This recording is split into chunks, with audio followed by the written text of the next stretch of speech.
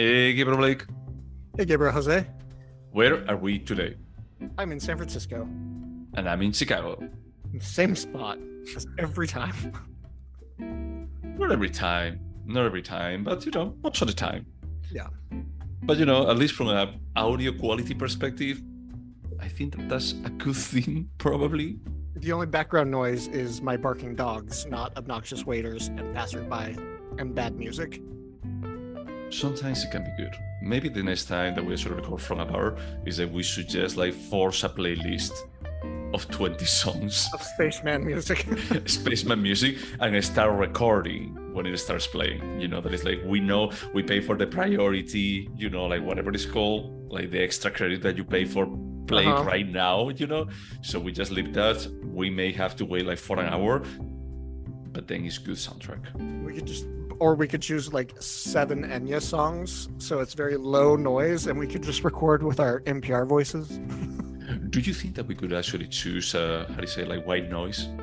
They have white noise tracks. I'm guessing the company is hey, let's not put the bar to sleep. So there has to be some limit to what they're allowed to play. That's fair. But what did we watch this time? This was your pick. All right, this was your pick. And I don't know why. We've talked about this many times, but it really surprised me because you picked Gone Girl, which is a David Fincher film, but also stars Neil Patrick Harris, which sounds weird. Okay. You were joking about these, when I pick it up. But to be completely fair, Neil Patrick Harris is in 10 minutes of the movie? People have won Oscars for less. I'm just saying. True, but he's not enough time on the screen for actually destroying the movie. No, it's true. I just like to tease you that you picked the Barney Stinson. All the David Fincher films, pick the one starring Barney Stinson. Okay, let's just leave that on the side. The reason why I pick it up is because we had just watched Anatomy of a Fall. That it also plays with the idea of there is a tragedy in a marriage that we are not completely sure who is at fault, and is used as a vehicle for just displaying what was the dynamic in that relationship. So it's more about how they're going to be judged. So I'm not saying that Gone Girl is an American Anatomy of a Fall, or Anatomy of a Fall is a French Gone Girl. But I'm going to say that they belong to the same kind of family drama thriller, some kind of subgenre that we could qualify it that way. So as this was my pick, I think that you have to summarize it. Okay, so you'll have to help me. And I don't know if we just want to spoil it, because this is a whole... done it, so it's an old film, so maybe just say spoiler alerts ahead. Spoiler alert is 10 years old, but I agree with you. It's after... Well, go ahead. Yes. So we meet... The film starts, I believe, exactly on the fifth wedding anniversary of Nick Dunn, played by Batman, and Daredevil. And Amy Dunn from the Massive Attack music video. The one that dances in the subway as he's possessed? Oh, wow. Okay. Based on Possession, which we still need to see. So anyway, we meet them on their 5th anniversary, and we learn a little bit about the characters. Amy has overbearing parents that basically used her entire life to write a series of children's books that made Amy better than she was. So she always felt like she was overshadowed. So that really fucked her up. She's fucked up. Nick fucked. We don't know that. Just based on the parents, I felt like we were meeting the parents and Brenda's parents in 6 Feet Under, and you're oh no, there's something very wrong. No. But it's we met the parents along the way, but only small details, and it looks like she actually rolls with the amazing Amy kind of thing in a very gracious way. At the beginning, I could say that the movie has several acts. In the first act, the person that Amy portrays to be is very normal, charming, smart, whatever. Yeah, but I mean, she even talks to Nick at the press event, and she's like, Amy has overshadowed my entire life. And her parents are like, can you please talk to the press? And she hates it. Like, she hates this shit. But yeah, she's very gracious. She answers the reporters' questions. She actually says, I hate this, but this is the reason I have a trust fund, so I do it. And I get it. I would do it too. But the point is, she's not happy, and her parents are a little crazy. So Nick comes home from the bar he owns with his twin sister, played by one of Carrie Coons, one of your favorites. And the house, there's like broken glass, some upturned furniture, and he doesn't know where his wife is, and so he calls the police. The police get involved. They don't know what happened. They don't have a body, but you know, it looks like something happened, so they start to investigate his life. Nick doesn't hire a lawyer. He seems to be honest, but the point of every scene in this movie is we just don't know. We just don't know. Much like Anatomy of a Fall, it's a really good, not saying they're the same, but similar, like it plays with the viewer in similar ways. Yeah. So as the police continue their investigation, they start to uncover many concerning things, such as a tiny bit of blood spatter, a marked clue, which is actually the start of a scavenger hunt game that Amy made for Nick, which she does on every anniversary, it sounds like.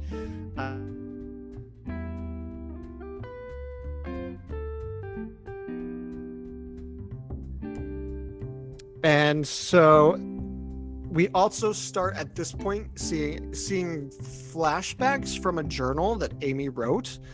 And I can't remember if all the flashbacks are accurate or if they show what was written. And that's important because we're wondering, we don't know, but we're wondering, is this an unreliable narrator? Is it not? And from then, I don't know how useful it is to get into the details because like, it's just a series of really interesting clues that unfurl, and they might mislead or they might be true. And there's, you know, the policemen that are involved. We have this interesting perspective from the police side, and Nick's insisting that he's innocent, but very quickly as they use luminol in his house and see a tremendous amount of blood, they're like, okay, she's dead. And even though we don't have a body, we're pretty sure you killed him. And he lied about a few things. Well, he lied about a lot of things. At some point, it comes out he's cheating on her, and it just looks really, really, really bad for him. And then about halfway through the movie, we switch perspectives. Not switch, but the primary perspective we see is from Amy's point of view, and we see that Amy has grown sick of her life. She was a smart New Yorker, and he dragged her to Missouri, where she hated it, and he neglected her. She knew he was cheating on her, and so she masterfully planned framing him for his murder, specifically in Missouri, where they have the death penalty, because she wants him to be dead. So she did all these crazy things, like befriending a neighbor secretly and becoming best friends with her, played by Penny Hartz from Happy Endings. Her name is Casey. I can never remember her actual name. I always had to check it out. But I like how she actually is introduced, because I remember when we're talking about like, oh, Penny Hartz is also here. I remember like saying that the cast is all over the place, but she's actually introduced as the biggest idiot in town, Casey Wilson. Yeah, and she plays her boss on Happy Endings and married him. Yep. And but she plays like the idiot role masterfully. And I was like, she's playing what she's amazing at. This film is not very kind to Missourians. Well, not all of them were dumb. Casey Wilson was. That's true, but yeah.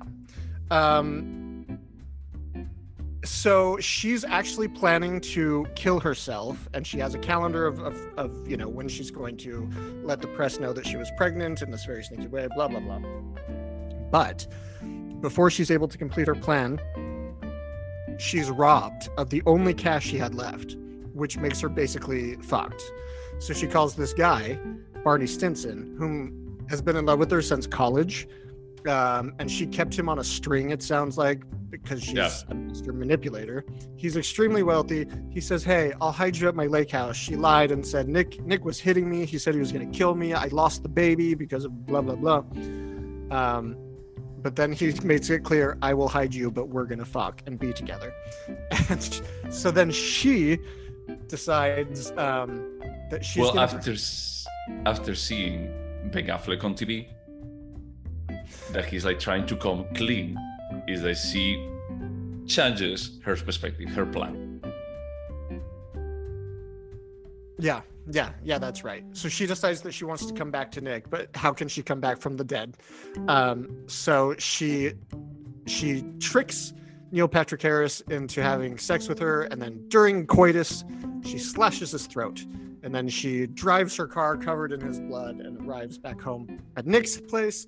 And they tell each other how much they hate each other, whispering while pretending to kiss each other in front of all the reporters. And Nick's just stuck in this house where he knows... Oh, and he hired Tyler Perry as his lawyer to get him off, because that's the weirdest casting I've ever seen. But anyway, ultimately, Nick is like, what the fuck do I do? And Amy's like, you know, you've only liked yourself when you were with me. You're stuck here forever. And then she used his frozen sperm to get herself pregnant for real.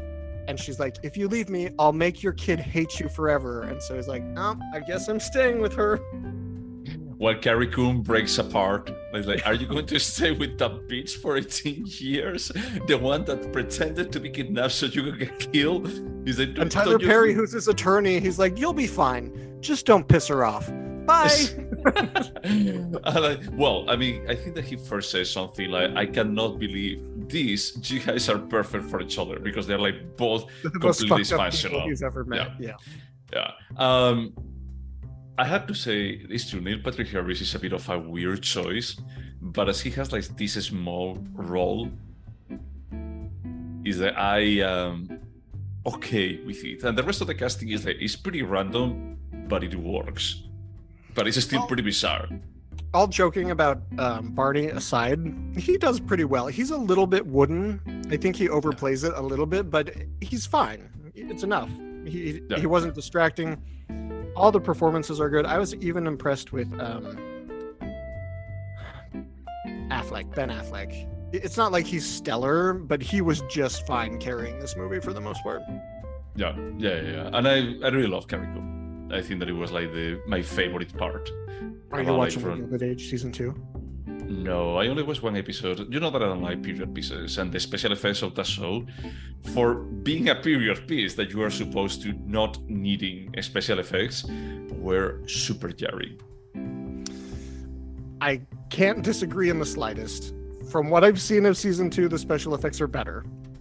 That being said, it's not like a great show. It's enough for me and my husband to eat dinner together watching. That's it.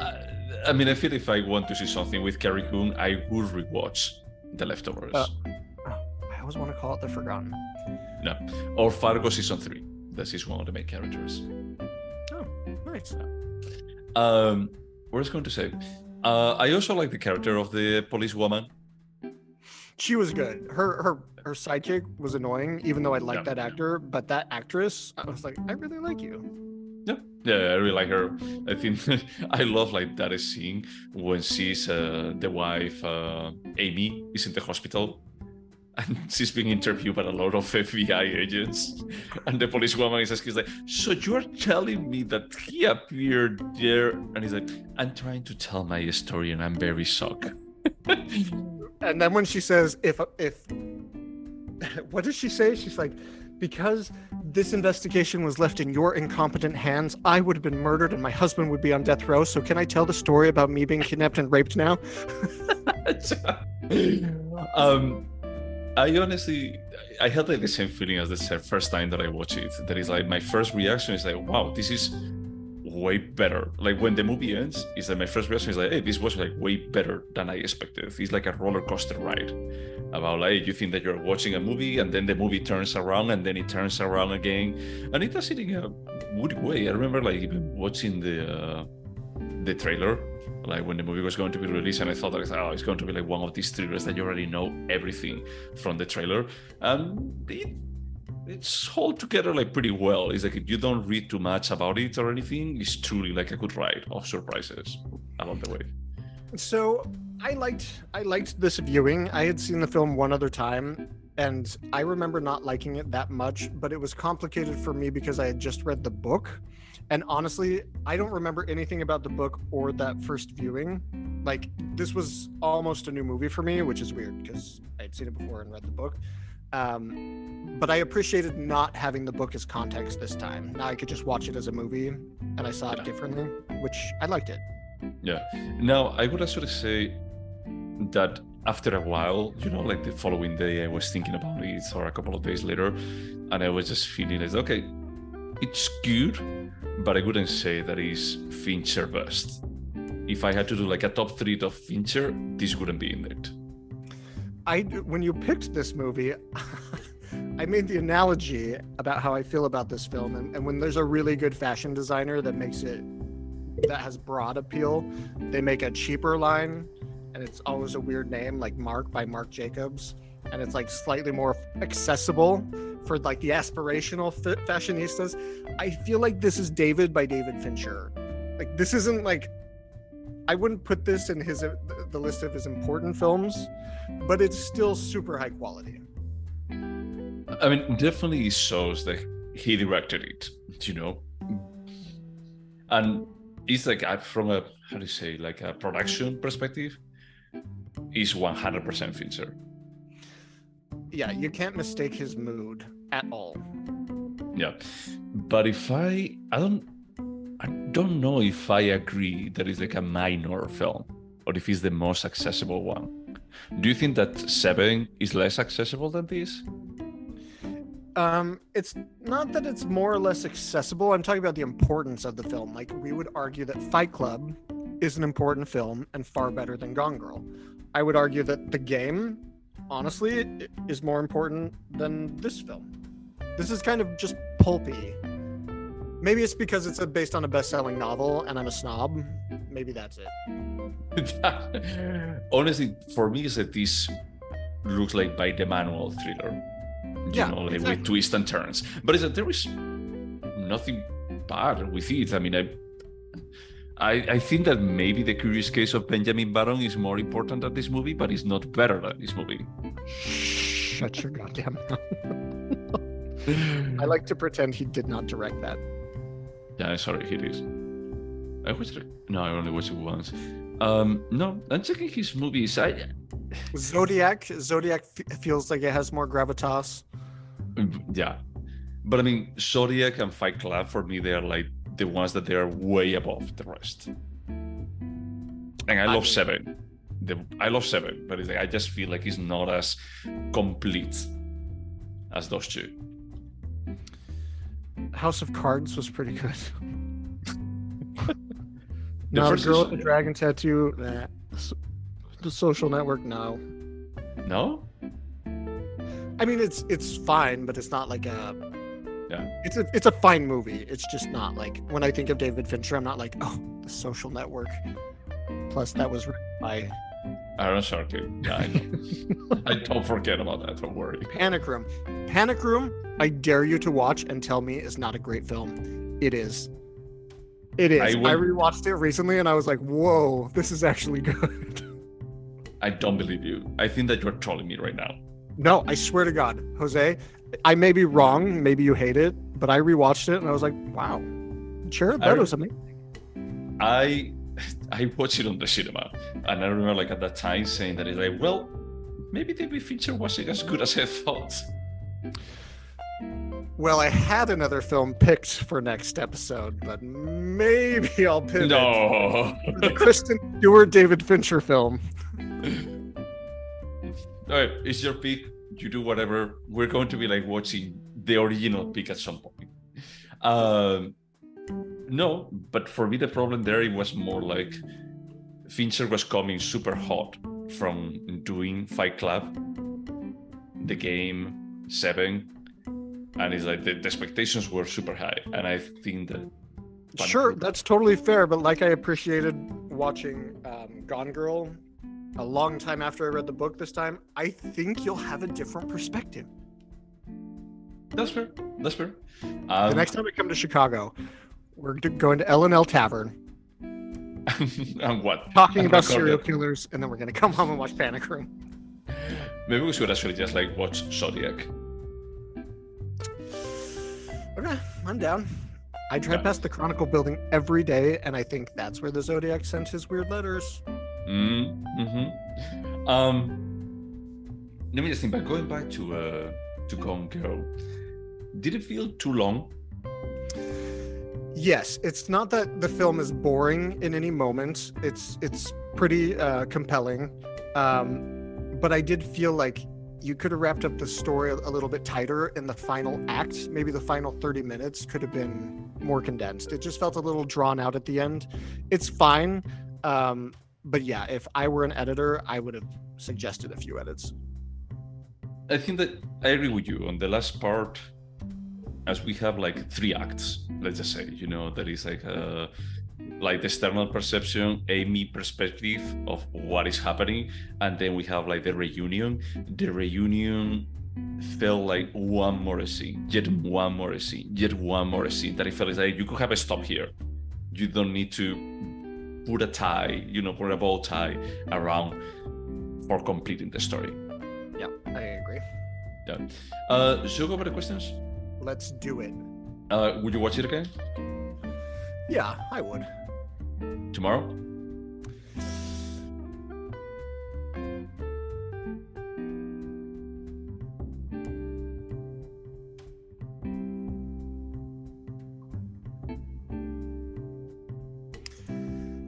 I wouldn't watch it again tomorrow, but I would watch it again in like 6 months to a year. And if I was flying to Chicago and it was one of the films available, I would probably put it on and fall asleep too. I probably wouldn't watch it tomorrow straight away, but I would say that I was expecting it not to be enjoyable after the twists, and it was. So I had the feeling that it wouldn't be tomorrow, but in a month from now or 2 months from now, maybe it was enjoyable enough. I would agree with that. Yeah. Would you recommend Gone Girl? So it's not that I would tell someone not to watch it, but again, like I can't imagine a conversation where I'm like, oh man, have you seen Gone Girl? Like there's no conversation where I would say that. So I guess my answer is no. That's completely fair. I'm going to go with yes, but I agree with you that I'm not completely sure under what circumstances I would go with this movie, because we still have like other options. I mean, I feel like there are like better thrillers out there, but if I try to combine thriller and family drama, we always talk about Hereditary. Well, that's the one I mentioned when we talked about family thriller horror, but that's more horror. Yeah, that's a bit more horror. But yeah, I don't know. I'm going to go with yes, but I agree with you that it's hard to figure it out under what specific circumstances that they are not should I watch Gone Girl? Because if someone asked me like point blank, probably would say like, yeah, it's an enjoyable movie. That's true. In that conversation, I would recommend it. I'd be like, yeah, it's worth checking out. It's a minor Fincher. Maybe check out the game afterwards. But yeah, watch Gone Girl. Sure. Would you remember Gone Girl? My answer has to be no, because I read the book, I saw it one other time, and it was still like a brand new movie to me. The only thing I remembered was Neil Patrick Harris getting his throat slit by Amy. All right, I was going to go with yes, but I'm going to go with no because I even forgot that part. I knew that Neil Patrick Harris wasn't there, but I only remember, I even thought that he was like going to be like showing up crying at the door or something, and it was like, no, he was a scapegoat at the end. And I remember that Penny was there, but I didn't remember like how. I only remember that it's like she's faking the kidnapping. That's the only thing. And it's not enough for saying I remember a 2 hours and a half movie. Yeah, that's fair. Is there anything artistic about it? Yeah, I mean, David Fincher's direction, it's almost Kubrickian, to be honest. And I don't say that just because of their shooting styles were similar, that they would do 100 takes for the simplest thing. But you can tell every scene is framed perfectly. It's colored perfectly. It comes, there's so much.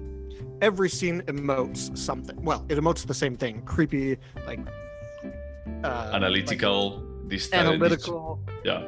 There's like a sinister underlying something in every scene, and his direction is amazing. I love it. Yeah. No, me too. And the performances were great too. The writing's good. It's just a solid film all around. Yeah, I I agree. I think that the script is actually pretty solid. I just feel it's like, okay, this comes from a book, but it was adapted in a good way. My only complaint is like the last act, I would say, but the comedy parts landed. You know, I was like just giggling from time to time. Well, okay, this is stupid for a very dark movie, you know. But at the end, I think that is like the directing style. Is that for me, Fincher is. I think that is like one of the best directors out there. That is that there are not so many right now.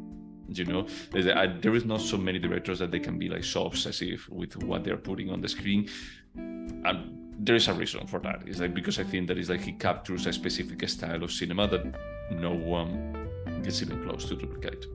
So I agree. Yeah. Is this a timeless piece? Yes, very much so. I had a question while I was watching this. Is that this movie is from 2014, and it depicts like the main character Amy as fucking batshit insane. You know, the cetoid with every single man around. But one thing that I was wondering is like, how has this movie aged?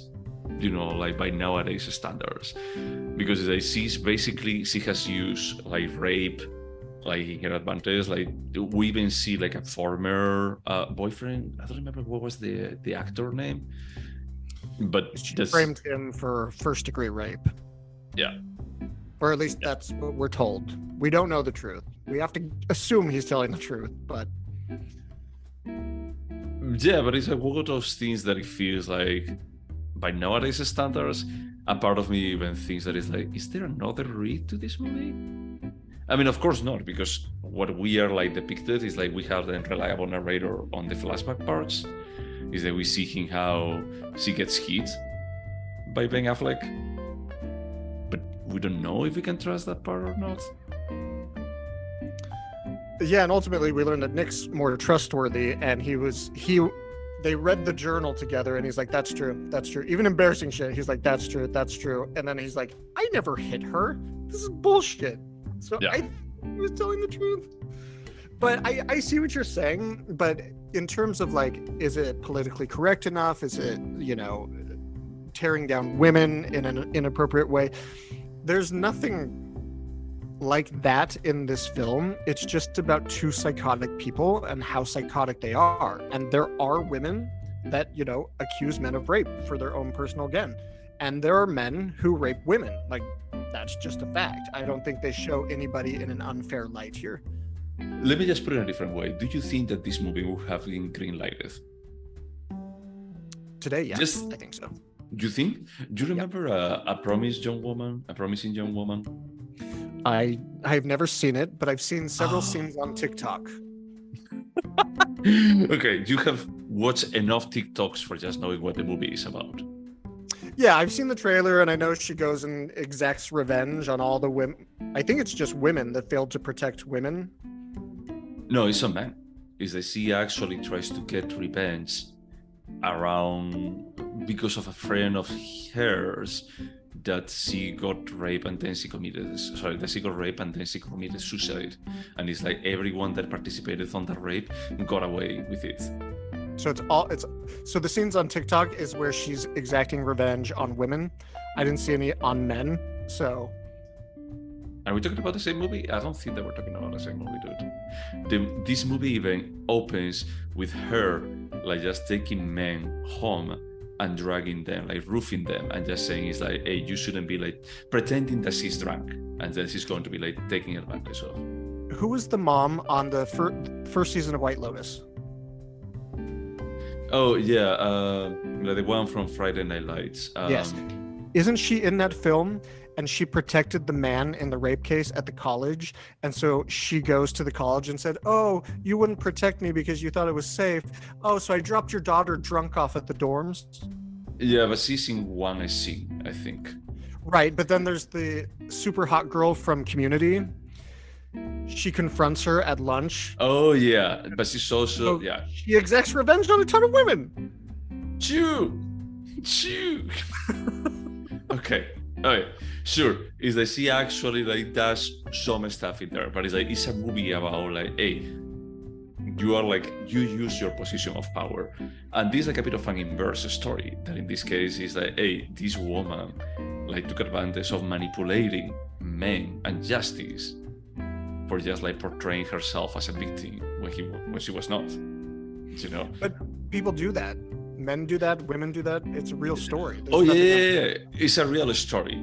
I don't disagree with that. It can be a real story, but I had the feeling that it's like by nowadays standards, I had the feeling that producers could be walking on thin ice about like, is this okay, 100% okay or not? Honestly, because of the success of the book, I think this would be greenlit at any time. It's a guaranteed slam dunk in terms of money. Okay. I don't think wrong with no. All right. Yeah, that was something that I had on the back of my mind. Well, one thing that I thought that is like, okay, maybe this could be okay is because Reese Witherspoon is a producer. Oh, she is? Yep. And her stamp of approval means it's feminist, no matter what.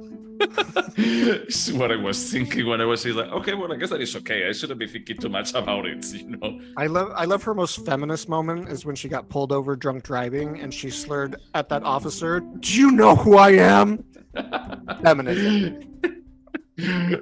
Let's just pin that. Let's just put it aside, okay? Let's go back to the questions. Would you turn this into a TV show? Honestly, if David Fincher was directing and he could make it a House of Cards sort of thing, absolutely, yeah. And I don't remember the book, but the book is not short. I'm guessing there's plenty more in there that they could have made a 10-episode season. Yeah. Yeah. As long as it's a limited series, I would agree with you. Maybe more about like, just give me 6 episodes of this, I'm fine. 6 hours of content, like a spread and have like more penny hearts in it, I'll be fine with that. Could this have been a short? No, we need more than an hour in this world, but we don't need as much as we got to spend. Yeah, I agree. I think that is like 2 hours and a half maybe was a tiny bit longer than it should have been, but definitely you need more than an hour. Do you think that this movie could have been better? Any clear vision problem? Yeah, so I think I feel bad saying this about a David Fincher film, but we both said the third act could have been tighter.